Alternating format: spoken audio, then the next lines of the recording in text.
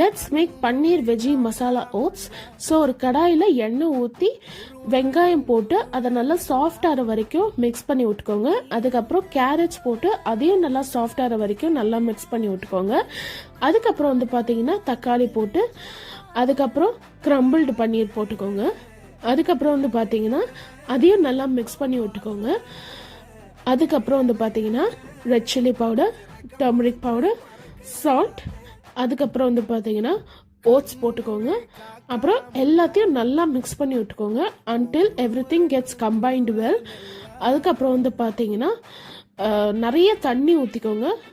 அதுக்கப்புறம் நல்லா அதை பாயில் பண்ண விடுங்க. அப்போ தான் அது வந்து ஒரு கஞ்சி டெக்ஸ்சருக்கு வரும். நான் இதை டேஸ்ட் பண்ணி பார்த்தேன், அவ்வளோ நல்லா இருக்குது. உங்களுக்கு ஏதாச்சும் ஒரு குயிக் பிரேக்ஃபாஸ்ட் வேணும் அப்படின்னு நினச்சிங்கன்னா இதை ட்ரை பண்ணி பாருங்கள். நான் உங்களை அடுத்த வீடியோவில் சந்திக்கிறேன்.